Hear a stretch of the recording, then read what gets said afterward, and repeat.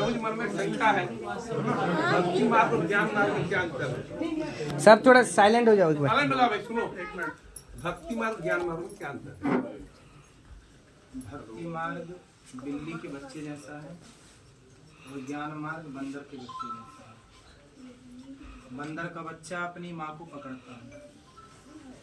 बंदरिया इस पेड़ से जब उस पेड़ में छलांग मारती है तो बच्चा माँ को पकड़ता है, माँ बच्चे को नहीं पकड़ती। तो जो ज्ञानी होता है वो भगवान को पकड़ता है अपने ज्ञान के बल से, लेकिन जिसने पकड़ा है भगवान को वो छोड़ भी सकता है।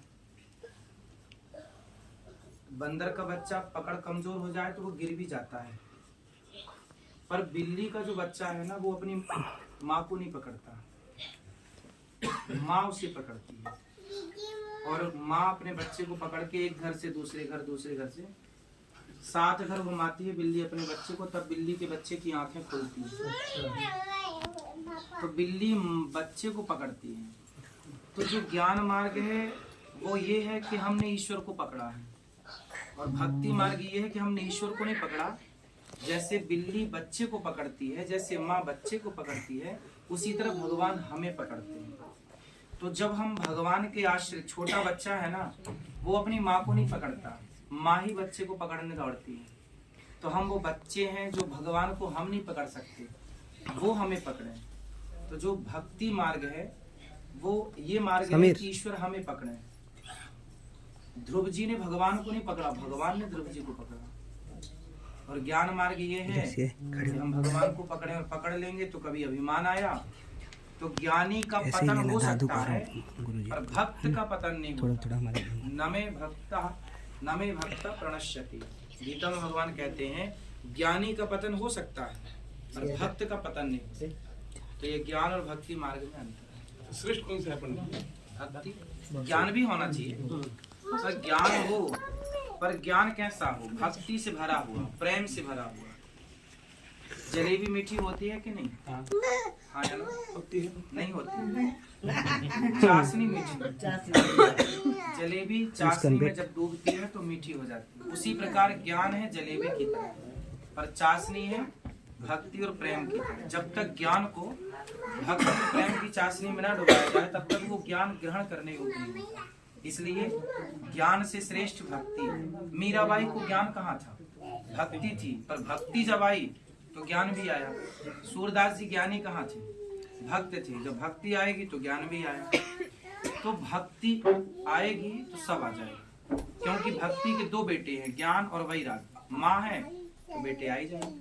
और जिज्ञासा पंडित जी, हमारे रायपुर के राम मंदिर और अयोध्या राम मंदिर में क्या अंतर है?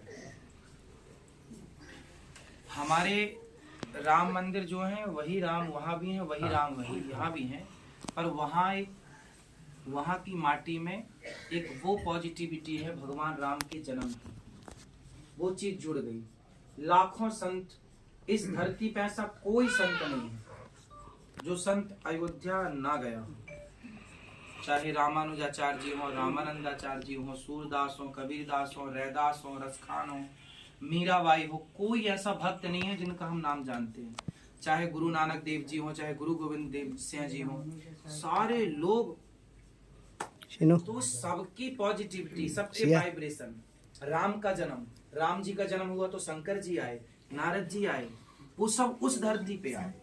उस धरती पे राम लला बैठे हैं, तो वहाँ का जो वातावरण है वो वातावरण यहाँ नहीं है। यहाँ भी राम है, लेकिन यहाँ के राम और वहाँ के राम में अंतर कुछ भी नहीं है।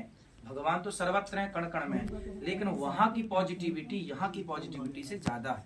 वहाँ आप जाएंगे तो एक अलग अनुभव होगा आपको। आप प्रत्यक्ष प्रैक्टिकल कर लीजिए। आप यहाँ बैठिए आधा घंटा या 10 मिनट आंखें बंद करके। जब आप भगवान के मंदिर जाएंगे ना तो आंख बंद करके बैठिए। तो आंख बंद करते ही आप देखेंगे कुछ, यदि आप आध्यात्मिक हैं तो अनुभव होगा, नहीं तो नहीं होगा। आध्यात्मिक है तो ऐसा लगेगा कि कुछ डाउनलोड हो रहा है, कुछ हो रहा है। तो यहाँ जो होगा उससे अलग वहाँ कुछ होगा। तो आप दोनों जगह प्रैक्टिकल करके देखिए।